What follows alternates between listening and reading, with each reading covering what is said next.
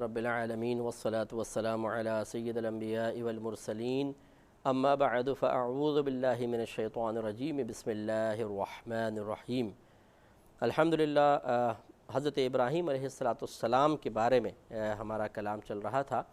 آپ کو معلوم ہے کہ ہم الہادی پروگرام میں کسی ایک موضوع کا انتخاب کرنے کے بعد اس سے متعلقہ آیات کو مستند تفسیر کی روشنی میں واضح کرتے ہیں، اس کی تفسیر بیان کرتے ہیں اور یہ ایک درس قرآن کی صورت اختیار کر جاتا ہے۔ تو ابھی جو ہمارا ٹاپک چل رہا تھا وہ انبیاء علیہم السلام تھے۔ ان میں ہم نے حضرت موسیٰ علیہ السلام کا بالتفصیل ذکر کرنے کے بعد اب حضرت ابراہیم علیہ السلام کے تذکرے کا آغاز کیا تھا۔ اس سلسلے میں ہم نے سب سے پہلے سورہ بقرہ کی آیت نمبر 124 کا ذکر کیا۔ اللہ تعالیٰ نے ارشاد فرمایا کہ وَإِذِ ابْتَلَىٰ إِبْرَاهِيمَ رَبُّهُ بِكَلِمَاتٍ فَأَتَمَّهُنَّ، اور یاد کیجئے کہ جب ابراہیم علیہ السلام کو ان کے رب نے چند احکام کے ساتھ آزمائش میں مبتلا کیا تو آپ نے ان کو پورا کر دکھایا۔ گویا کہ ایک مدح ہے، ایک تعریف ہے، کسی کے فعل کو سراہا جا رہا ہے کہ بہت بڑا کام کیا کہ اللہ تعالیٰ نے آزمائش میں مبتلا کیا اور انہوں نے اس کو پورا کر دکھایا۔ معلوم یہ ہوا کہ آزمائش اللہ تعالیٰ کی طرف سے ہر ایک پر آتی رہے گی، چاہے وہ ادنا درجے کا انسان ہو یا اعلیٰ درجے کا انسان ہو، اور اگر وہ اس کو پورا کرنے میں کامیاب ہو جاتا ہے، اس آزمائش پر پورا اترنے میں کامیاب ہو جاتا ہے تو وہ اللہ کی بارگاہ میں مقبول ہوتا ہے اور اللہ تعالیٰ اس سے خوش ہوتا ہے اور اس کی مدح سرائی فرماتا ہے۔ ہم نے آپ کو بتایا تھا کہ اس آزمائش کے سلسلے میں کئی اقوال ذکر کیے گئے ہیں، جن میں سے پہلا قول حضرت ابن عباس رضی اللہ تعالی عنہما کا ہے، اور انہوں نے آیات کی روشنی میں ثابت فرمایا کہ جو ان آیات میں چیزیں ذکر کی گئیں ان تمام کا مکلف حضرت ابراہیم علیہ السلام کو بنایا گیا۔ اسی پہ ہم کلام کر رہے تھے کہ وہ کون کون سی چیزیں ہیں۔ ابراہیم علیہ السلام کے سلسلے میں تو ہم نے ذکر کر دی کہ ان چیزوں کا مکلف بنایا گیا، لیکن اب ہم یہ خود غور و تفکر کر رہے تھے کہ کیا ہم ان چیزوں پر عامل ہیں کہ نہیں، کیونکہ ہم بھی اس چیز کے مکلف بنائے گئے ہیں جن کے انبیاء علیہ السلام یا حضرت ابراہیم علیہ السلام خاص طور پہ مکلف بنائے گئے تھے۔ اس میں التائبون پر ہمارا کلام ہوا، عابدون پر، اور اس کے بعد اب حامدون۔ اللہ تعالیٰ نے فرمایا کہ حامدون یعنی حمد کرنے والے، اس سے مراد یہ ہے، مفسرین نے فرمایا کہ ہر حال میں اللہ تعالیٰ کی حمد کرنے والے۔ گویا کہ ابراہیم علیہ السلام نے کسی بھی وقت کسی بھی حالت میں اللہ تعالیٰ کی بارگاہ میں نہ قلب سے شکوہ کیا نہ زبان سے، بلکہ ہمیشہ اللہ کی حمد اور مدح ہی آپ کی زبان پر جاری رہی ہے۔ ہمیں بھی اس چیز کا مکلف بنایا گیا ہے اور ہمیں بھی غور کرنا چاہیے کہ بعض اوقات اللہ تعالیٰ کی جب نعمت ہمارے پاس آتی ہے تو ہم بہت خوش ہوتے ہیں اور کلمات شکر بھی زبان سے نکل جاتے ہیں، لیکن اگر اللہ تعالیٰ وہی ہمارا رب ہم سے کسی نعمت کو چھین لیتا ہے تو پھر ہم صبر نہیں کر پاتے اور ہم بدتمیز ہو جاتے ہیں، ہم بغاوت پر اتر آتے ہیں۔ گویا کہ اپنی زبان حال سے کہہ رہے ہوتے ہیں کہ اللہ تعالیٰ اگر تو ہمیں دیتا رہے گا تو تجھ سے راضی رہیں گے، اور ذرا بھی لے لے گا تو پھر ہم بس بگڑ جائے گا، ہمارا دماغ آؤٹ ہو جائے گا، معاذ اللہ ثم معاذ اللہ۔ خود سوچئے کہ اگر ایک بلا تمثیل میں عرض کر رہا ہوں، ایک باپ اپنی اولاد کو دیتا رہے، ایک شوہر اپنی بیوی کو دیتا رہے، ایک استاد اپنے شاگردوں کو دیتا رہے، ایک پیر اپنے مریدوں کو دیتا رہے تو وہ سب خوش رہیں، لیکن جب پیر کچھ طلب کرے، شوہر بیوی سے طلب کرے، اپنے اولاد سے طلب کرے اور وہ جواب میں پھر شکوہ شکایت کرنے لگ جائیں اور بغاوت پر اتر آئیں یا بدتمیزی کرنے لگ جائیں، تو بتائیے کیا ان کا یہ فعل درست ہوگا؟ یقینی سی بات ہے آپ کہیں گے کہ نہیں۔ آپ کو غصہ بھی آئے گا، آپ کو افسوس ہوگا، آپ کو صدمہ ہوگا کہ میں نے اتنی ان کو چیزیں دی ہیں، آج میں ایک چیز مانگ رہا ہوں تو یہ سب بغاوت پر اتر آئے۔ تو معاذ اللہ ثم معاذ اللہ، بلا تمثیل میں نے پہلے کہا، اللہ تعالیٰ معاذ اللہ کوئی ہماری طرح نہیں ہے کہ جس طرح ہم ایک چیز سے کیفیت اور اثر محسوس کرتے ہیں اور غم محسوس کرتے ہیں، کوئی اللہ تعالیٰ پر ایسی کوئی کیفیت طاری نہیں ہوتی۔ لیکن میں سمجھانے کے لیے عرض کر رہا ہوں کہ ذرا سوچئے کہ ایک چیز ہم اپنے لیے پسند نہیں کرتے ہیں اور پھر اسی کام کو اللہ تبارک و تعالیٰ کی بارگاہ میں کر رہے ہوتے ہیں، یہ قطعاً غیر مناسب ہے۔ تو غور کیجئے کہ بچپن سے لے کر ابھی جوانی تک یا جتنے بھی آپ کی عمر مبارکہ ہے، اللہ تعالیٰ نے کیا کیا نہیں دیا ہے۔ اب اگر وہ کسی چیز کو لے لیتا ہے تو یہ تو مروت کا تقاضا نہیں ہے نا کہ ہم اس سے فوراً باغی ہو جائیں، ناراض ہو جائیں اور ایسے کلمات زبان پر لے کر آئیں کہ جو نازیبہ قسم کے کلمات ہیں۔ کیا ہمیں اس کا حق ہے؟ کیا یہ مروت کے تقاضے کے مطابق یہ چیز ہے؟ یقینی سی بات ہے کہ یہ بہت بری بات ہے، یہ ایک احسان فراموشی ہے۔ اللہ تعالیٰ کی مرضی ہے، وہ جس کو چاہے جتنا دے اور جتنا چاہے واپس لے لے، تو ہر چیز اللہ کی دی ہوئی ہے۔ اس لیے ہمیں کوشش یہی کرنی چاہیے کہ اللہ کی مدح کریں، اللہ کی حمد کریں، تو ہمارے وہ بھائی اور خصوصاً وہ بہنیں جنہوں نے کبھی بھی کسی بھی مقام پر اپنے خلاف مرضی نفس کام پر اللہ تعالیٰ کی بارگاہ میں شکوہ کیا ہو، شکایت کی ہو، زبان اعتراض دراز کی ہو، کسی بدتمیزی پر اتر آئے ہوں، اوچھے پن پر اور اوٹ پٹانگ حرکتیں شروع کر دی ہوں، اللہ تعالیٰ سے بغاوت کا اظہار کیا ہو، معاذ اللہ ثم معاذ اللہ ایسا نہ ہو کہ جذباتی پن میں اللہ تعالیٰ کے رب ہونے کا ہی انکار کر دیا اور ہم نہیں مانتے معاذ اللہ تجھے، تو یہ اس قسم کے معاملات بہت خطرناک ہوتے ہیں۔ ایسے بھائی بہنوں سے ہماری گزارش ہے کہ احتیاطاً، میں نہیں کہہ رہا ہوں کہ معاذ اللہ آپ کافر ہو گئے ہیں، کیونکہ مجھے نہیں پتہ کہ کس نے کیا کیا، لیکن میں احتیاطاً آپ کو عرض کر رہا ہوں کہ تجدید ایمان اور تجدید نکاح کر لیا جائے، اس میں کوئی حرج نہیں ہے۔ تجدید ایمان کا آسان سا طریقہ ہے کہ اللہ تعالیٰ کی بارگاہ میں ہم یوں عرض کریں کہ اللہ تعالیٰ اگر میرے زبان سے کوئی ایسا کلمہ نکل گیا ہو کہ جس سے میرے ایمان میں خلل پیدا ہوا، یا مجھ سے کوئی ایسا گناہ سرزد ہو گیا ہو جس سے میرا ایمان خراب ہو گیا ہو، تو میں تیری بارگاہ میں صدق دل سے توبہ کرتا ہوں اور میں دوبارہ ایمان لاتا ہوں۔ اس میں پھر اس کے بعد دوسرا کلمہ پڑھ لیں، اشہد ان لا الہ الا اللہ وحدہ لا شریک لہ وحدہ لا شریک لہ واشہد ان محمدًا عبدہ ورسولہ، بس اتنا آپ پڑھ لیں گے تو انشاءاللہ انسان دوبارہ دائرہ اسلام میں داخل ہو جائے گا، اگر بالفرض خلل بھی پیدا ہوا ہوگا۔ اور اسی طرح تجدید نکاح کے لیے کوئی بڑا اہتمام کی حاجت نہیں ہوتی ہے۔ اگر کوئی شادی شدہ جوڑا ہے اور ان کو یہ محسوس ہو کہ ہماری زبان سے کچھ کلمے ایسے نکل گئے تھے کہ اللہ کی شان کے خلاف تھے اور اس سے ہو سکتا ہے کہ حکم کفر ہماری طرف متوجہ ہو جائے، تو وہ دونوں آمنے سامنے بیٹھ جائیں اور کوئی دو عاقل بالغ گواہ اپنے پاس بٹھا لیں، وہ چاہے بالغ اولادی ہو، یعنی دو بیٹے جیسے، یا ایک بیٹا اور دو بیٹیاں، کیونکہ نکاح کے گواہ کے لیے یا تو دو مرد بالغ چاہیے ہوتے ہیں عاقل بالغ، اور یا ایک مرد اور دو عورتیں، اور کسی قاضی صاحب کی، کسی مولوی صاحب کی، کسی نکاح خواں کی ضرورت نہیں ہے۔ اب شوہر یہ بس کہے کہ کیا آپ مجھے بحیثیت شوہر کے قبول کرتی ہیں؟ زوجہ جواب میں کہے جی میں نے قبول کیا، بس ہو گیا نکاح۔ 3 دفعہ جو ہم کہلواتے ہیں یا کہتے ہیں وہ صرف اطمینان کے لیے ہوتا ہے، ایک دفعہ ہی کہہ لیں کافی ہے، بس یہ نکاح ہو گیا۔ بتائیے اس میں کتنا ٹائم لگے گا؟ بمشکل 5 منٹ۔ لیکن ہمیں بعض اوقات شرم آتی ہے، نہیں جی اب نکاح ہم کیسے کریں، نکاح جی شرم آ رہی ہے، میں تو بڑے جھجک سی آ رہی ہے۔ ارے بھائی شرم جھجک کو چھوڑیے، آخرت کے بارے میں غور و تفکر کرنا چاہیے۔ تو اگر کوئی بھائی بہن یہ سمجھتا ہے کہ اس کی زبان سے کوئی کلمہ شکوہ شکایت اللہ کی بارگاہ میں نکلا ہے، یا دل میں معاذ اللہ اس نے کوئی اللہ تعالیٰ کو برا بھلا کہہ دیا تھا کسی بات پہ غصے میں آ کر، تو وہ اس طرح ضرور کرے کہ تجدید ایمان کر لیں، تجدید نکاح کر لیں، اس میں کوئی شرم کی بات نہیں ہے اور ضرور کرنے چاہیے۔ اور اس کے علاوہ یہ عادت بنا لیں کہ اٹھتے بیٹھتے بس اللہ تعالیٰ کی حمد، جیسے کوئی ہم سے پوچھتا ہے اور بھئی کیا حال ہے، تو ہم بعض اوقات ایسا ہوتا ہے کہ اللہ کی حمد بیان نہیں کرتے، بے یار بڑے برے حال ہیں، سر میں درد ہو رہا ہے، داڑھ میں درد ہو رہا ہے، پیر میں درد ہو رہا ہے، بڑی خراب حالت ہے۔ ہم یہ بھی کہہ سکتے ہیں الحمدللہ رب العالمین علی کل حال، ہر حالت میں اللہ تعالیٰ کا شکر ہے، ویسے تھوڑا سا طبیعت میری خراب ہے، اللہ تعالیٰ کرم فرمائے گا۔ تو طبیعت کا بعد میں کہہ دیں، پہلے اللہ کی حمد بیان کر دی جائے، سب سے بہتر طریقہ یہ ہوتا ہے۔ لیکن اگر اللہ کی حمد بیان کر دیں کہ اللہ تعالیٰ الحمدللہ اللہ کا بڑا کرم ہے، تو پھر وہ جو ہمدردی سمیٹنا چاہتے ہیں ہم، جو مطلب سامنے والے کی طرف سے 2 ہمدردی کے جملے اور بول سننے کے لیے کان تڑپ رہے ہوتے ہیں، وہ کیسے سنیں گے؟ اس لیے بہتر یہ ہے کہ پہلے شکوے سے شروع کریں۔ اگر کوئی ہم سے پوچھتا ہے تو پہلے تو منہ ہی ایسا بنا کے بیٹھ جاتے ہیں کہ کوئی نہ بھی دیکھ رہا ہو تو ہماری شکل دیکھ کر کہے کہ کچھ تو کچھ ہوا ہے، تو اس طرح کے منہ بنا لیتے ہیں۔ اور پھر جب کوئی ہم سے پوچھتا ہے تو اللہ کی حمد نہیں، اللہ کا شکر نہیں، اللہ کی نعمت کا ذکر نہیں، بلکہ کمی نعمت کا شکوہ ضرور ہوگا۔ یہ غلط طریقہ ہے، کوشش یہی کیجئے۔ ایک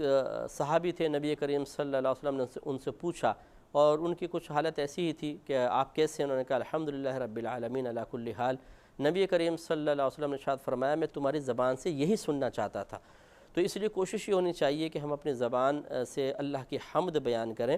پھر اگر واقعی ضرورت محسوس کرتے ہیں، کوئی پریشانی وغیرہ ہے، وہ ذکر کر دی جائے، وہ بھی منع نہیں ہے، بشرطے کہ وہ بھی شکوے کے طور پر نہ ہو۔ جیسے بعض لوگ ہوتے ہیں کہ کیا ہوا، طبیعت کچھ خراب لگ رہی ہے، ہاں یار بس یہ تو اللہ تعالیٰ نے بیماری ایسی لگا دی ہے،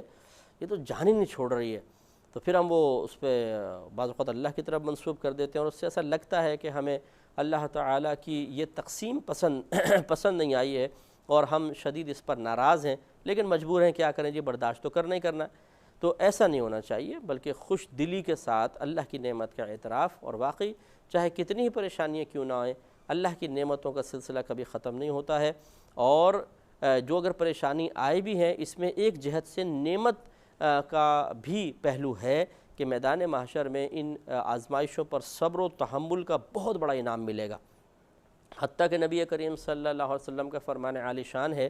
کہ بروز قیامت مصیبتوں پر صبر کرنے والوں کو جب اس صبر کا انعام مل رہا ہوگا تو وہ لوگ جو دنیا میں عافیت کے ساتھ رہے تھے، ان پہ مصیبتیں پریشانی نہیں آئی تھیں، تو وہ یہ تمنا کریں گے کہ کاش ہمیں دنیا میں بھیجا جائے اور ہماری کھالوں کو کینچیوں سے کاٹا جائے اور پھر ہم اس پہ صبر کریں اور یہ انعام حاصل کر لیں۔ تو وہ ابھی تو پتہ نہیں ہے نا اصل میں، بس مسئلہ یہ ہے کہ دنیا کیش ہے سمجھ لیں اور آخرت ادھار ہے۔ ہم کیش چاہتے ہیں، ادھار کو کون اس پہ توجہ کرے، یہ مناسب نہیں ہے۔ ہر چیز فوراً حاصل ہو جائے ضروری نہیں ہوتا ہے، آخرت پر بھروسہ کریں، آخرت پر زیادہ توجہ رکھیں۔ لہٰذا شکوہ شکایت سے اپنی زبان کو روکنا اور ہر حالت میں اللہ تعالیٰ کی حمد بیان کرنا، یہی بہت اچھا ہے۔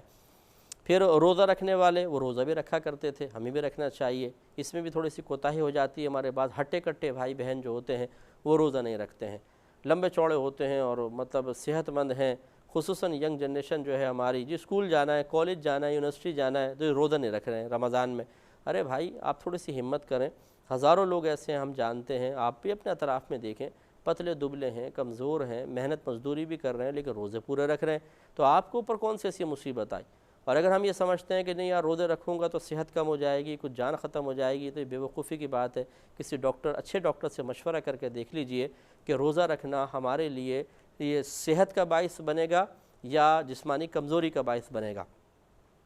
آپ تھوڑا سا غور کریں، ہم بیمار بھی تو ہوتے ہیں، جب بخار چڑھتا ہے، منہ پچک جاتا ہے، جسم سکڑ جاتا ہے،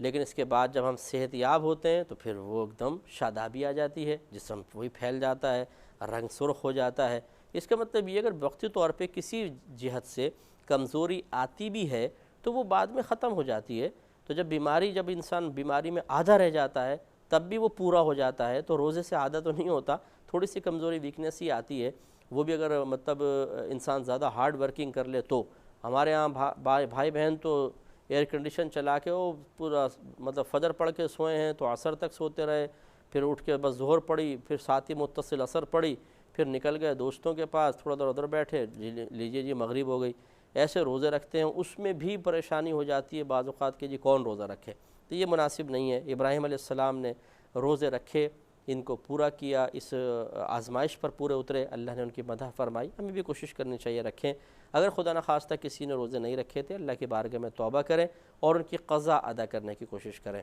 والراکعون الساجدون، اللہ تعالیٰ نے یہ ثابت فرمایا، یعنی حضرت ابن عباس گویا کہ بیان فرما رہے ہیں کہ ابراہیم علیہ السلام کو نماز کا بھی مکلف بنایا گیا تھا، تو ہمیں بھی غور کرنا چاہیے کہ وہ نبی ہو کر نمازیں پابندی کے ساتھ پڑھ رہے ہیں، اور ہم ایک ادنا مخلوق ہو کر جسے واقعی عمل کی بہت زیادہ ضرورت ہے، جس کو مقام و مرتبہ حاصل کرنے کے لیے عمل چاہیے، ان کو تو ویسے ہی اللہ نے عطا فرما دیا مقام و مرتبہ، تو ہم اگر سستی کریں گے تو کس قدر بے مروتی کی بات ہے۔ تو لہٰذا نمازوں کی پابندی بہت ضروری ہے۔ 5 نمازیں فرض ہیں، جو اس کا انکار کرے وہ کافر ہو جائے گا۔ 5 نمازیں فرض ہیں، 5 نمازیں میں ادا کرنی ہوں گی، فجر، ظہر، عصر، مغرب، عشاء۔ اگر 24 گھنٹے میں ان 5 نمازوں کا حساب و کتاب کیا جائے کہ کتنا وقت اس میں صرف ہوتا ہے، تو میرے خیال میں 1 گھنٹہ بھی بمشکل نہیں ہوگا۔ 24 گھنٹے میں سے اللہ تبارک و تعالیٰ کے لیے اگر 1 گھنٹہ بمشکل نکال لیا جائے تو اس میں کون سی بڑی قیامت آ جائے گی، لیکن ہم اس میں بھی سستی کے اور کوتاہی کے شکار ہوتے ہیں۔ ایک آسان سی عبادت نماز ہمیں مشکل محسوس ہوتی ہے، وہ نبی ہو کر بھی نماز نہ چھوڑیں اور ہم امتی ہو کر بھی نماز نہ پڑھیں، یہ بڑے افسوس کی بات ہے۔ تو اس لیے کوشش یہ کرنی چاہیے، جو ہمارے بھائی بہن دیکھ رہے ہیں، کہ ہمت کریں، جیسے آپ اذان سنتے ہیں فوراً اللہ کا نام لے کے وضو کریں اور مصلی پہ کھڑے ہو جائیں، اپنی نمازوں کی پابندی رکھیں، نماز ضرور ادا کریں۔ اگر خدا نخواستہ کبھی نکل بھی جاتی ہے تو اس پہ نادم ہونا چاہیے، شرمندہ ہونا چاہیے۔ ضروری نہیں ہے کہ ندامت و شرمندگی آپ کسی کے سامنے کریں، بلکہ آپ کے دل میں افسوس ضرور ہونا چاہیے کہ قیمتی متاع، قیمتی مال مجھ سے چھن گیا، افسوس کہ میں نماز ادا نہ کر سکا۔ یہاں پر بھی بڑا المیہ ہوتا ہے کہ اگر 500 روپے کا نوٹ گر جائے، 1000 کا نوٹ گر جائے، بلکہ 100 روپے بھی گر جائیں تو اتنا سا منہ نکل آتا ہے، اور اگر زیادہ بڑی رقم گر جائے، مثلا 5000 کا نوٹ مثال کے طور پہ گر گیا، تو بس پھر تو اتنا سا منہ بن جاتا ہے اور بڑے پریشان، اور کئی کئی دن تک کھانا کھانے کو دل نہیں چاہتا ہے، راتوں کو نیندیں اڑ جاتی ہیں۔ تو ہماری نگاہوں میں آج پیسے کی، مادی اشیاء کی اتنی اہمیت ہے کہ واقعی اس کے چھن جانے پر، واقعی اس کے گم جانے پر، اس سے محروم ہو جانے پر ہماری طبیعت ایک اثر قبول کرتی ہے، نہ چاہتے ہوئے بھی قبول کرتی ہے۔ لیکن نمازوں کی اہمیت ہماری نگاہوں سے ایسی نکل گئی ہے کہ نماز قضا ہو تو کی دانت پھیل رہے ہیں، او آج تو یار فجر نہیں پڑھ سکا، میں دیر سے اٹھا تھا۔ ارے بھائی فجر نہیں پڑھ سکے، اتنی بڑی ایک نعمت سے انسان محروم ہو گیا، کچھ تو اس پہ اظہار ندامت ہوتا، کچھ تو انسان اس پر روتا۔ ایک وقت کا ناشتہ ہی چھوڑ دیتا ہے انسان کہ یار میں آج فجر نہیں پڑھ سکا، ناشتہ نہیں کروں گا، افسوس کہ نماز نکل گئی۔ لیکن کسی بزرگ نے صحیح فرمایا کہ افسوس ہے ہم مسلمانوں پر کہ دنیا کی مصیبت آخرت کی مصیبت کے مقابلے میں زیادہ محسوس ہوتی ہے، اور آخرت کی مصیبت دنیا کی مصیبت کے مقابلے میں ہماری نگاہوں میں ہلکی ہو گئی۔ تو یہاں پہ کچھ اگر نعمت چھن جاتی ہے تو ہم افسوس کرتے ہیں، لیکن اخروی درجات دلوانے والی نعمت چھن جائے، کوئی فکر نہیں، کوئی پریشانی نہیں۔ یہ ایک بیمار قلب کا رویہ ہے، یہ ایک بیمار انسان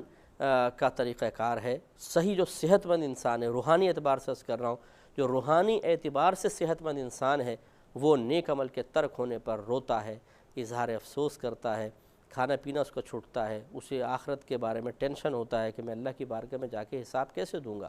اس لیے یہ بتکلف کیفیات اپنے اوپر ہمیں تاریک کرنی پڑیں گی، پھر یہ ہماری عادت میں شامل ہو جائیں گی، کیونکہ عبادت کے ترک ہونے پر اظہار افسوس بڑی نعمت ہے۔ پہلی بات تو کہ ترک ہونے نہیں چاہیے، خدا نہ خواستہ ترک ہو جائے تو کچھ اظہار افسوس تو ہو، اور کوشش یہ ہونی چاہیے جیسے میں نے عرض کیا کہ ترک ہی نہ ہو۔ جب ہم نے مثال دی کہ ابراہیم علیہ السلام، ہمارے نبی کریم صلی اللہ علیہ وسلم، تمام صحابہ کرام نمازوں کی پابندی رکھے ہوئے ہیں، باوجود یہ کہ ان کو دنیا میں ہی جنت کی بشارتیں مل رہی ہیں، تو پھر ہم کیوں سستی کریں؟ ہمیں تو بہت زیادہ ضرورت ہے نمازیں پڑھنے کی، لہٰذا ہمت کرنی چاہیے۔ ہماری گزارش ہے بھائیوں سے، بہنوں سے، کہ چھوٹی چھوٹی باتوں کو عذر بنا کر نمازیں قضا کرنا مناسب نہیں ہے۔ ایک لمحے کے لیے ہمیں یہ بھی سوچنا چاہیے کہ کیا اللہ تعالیٰ کی بارگاہ میں جا کر ہم یہ عذر جو آج ہم یہاں پیش کر کے اپنے آپ کو مطمئن کرنے کی کوشش کر رہے ہیں، یار میرے ساتھ ایسا ہو گیا تھا اس لیے نماز چھوڑ گئی، کیا اللہ کی بارگاہ میں اس کو ذکر کر کے ہم وہاں خلاصی پا سکتے ہیں کہ نہیں؟ ہمیں نجات مل سکتی ہے کہ نہیں؟ اللہ تعالیٰ کی بارگاہ میں وہ عذر قابل قبول ہوگا یا نہیں؟ تھوڑا سا غور کریں تو ہمیں اندازہ ہو سکتا ہے کہ ہوگا یا نہیں ہوگا۔ تو بہرحال جتنی نمازیں نکل گئیں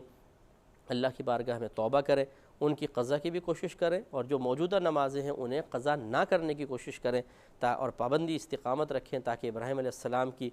سنت پر بھی عمل پیرا ہونے کی سعادت حاصل ہو، فرض کی ادائیگی ہو، اور ہم بھی اللہ تعالیٰ کی بارگاہ میں مدح اور ستائش کے قابل بن سکیں۔ اس کے ساتھ پھر الامرون بالمعروف والناہون عن المنکر، گویا کہ وہ تو ہر نبی کو مکلف بنایا گیا کہ وہ نیکی کا حکم کریں اور برائی سے روکیں، اور ہمیں بھی اس چیز کا مکلف بنایا، اور ہم نے بارہا اس پر کلام کیا ہے کہ ہر شخص کو چاہیے، چاہے وہ باپ ہو، ماں ہو، بڑے بھائی بہن ہیں، استاد ہیں، پیر ہیں، عالم ہیں، مفتی ہیں، مسجد کے امام ہیں، ہمیں سب کو چاہیے کہ جہاں جہاں ہم یہ سمجھتے ہیں کہ کچھ نیکی کا حکم کرنا ہے، برائی سے روکنا ہے، احسن انداز سے حکمت کے ساتھ اس چیز کو جاری و ساری رکھیں، اس کو ترک کبھی نہ کریں، نہ برائی کو دیکھ کر اس کے ساتھ تعاون کریں، نہ برائی کو دیکھ کر معمولی سمجھتے ہوئے نظر انداز کریں، یہ بھی طریقہ کار نہیں کرنا چاہیے، بلکہ برائی کو برائی سمجھنا چاہیے۔ اگر ہم یہ سمجھتے ہیں سامنے والا ہماری بات کو مان لے گا تو ہم پہ واجب ہے کہ ہم اس کو برائی سے روکیں اور نیکی کا حکم کریں۔ ہاں اگر یہ یقین ہے کہ یہ نہیں مانے گا، یہ لڑائی جھگڑا کرے گا، تو اب نہ بھی کریں تو چل جائے گا، لیکن افضل یہی ہے کہ ہم نیکی کا حکم کریں، برائی سے روکیں۔ تو گویا کہ اللہ تعالیٰ نے ابراہیم علیہ السلام کو اس کا مکلف بنایا، آپ نے اس کو پورا کیا تو ان کی تعریف کی گئی۔ تو یہ ایک تعریف اور مدح والا عمل ہے کہ اگر اس کو ہم کریں گے تو اللہ تعالیٰ کی بارگاہ میں ہمیں بھی درجات کی بلندی حاصل ہوگی، اور اللہ تعالیٰ ہم سے خوش ہوگا۔ اور اللہ تعالیٰ کی حدود کی محافظت، حدود یعنی حد بندی، لمیٹیشن اللہ نے کچھ مقرر کی ہیں، یہ چیزیں دیکھنی ہیں، یہ چیزیں نہیں دیکھنی، یہ سننی ہے، یہ نہیں سننی، یہ بولنا ہے، یہ نہیں بولنا۔ اس پہ انشاءاللہ ہم کلام کریں گے نیکسٹ پروگرام میں۔ وآخر دعوانا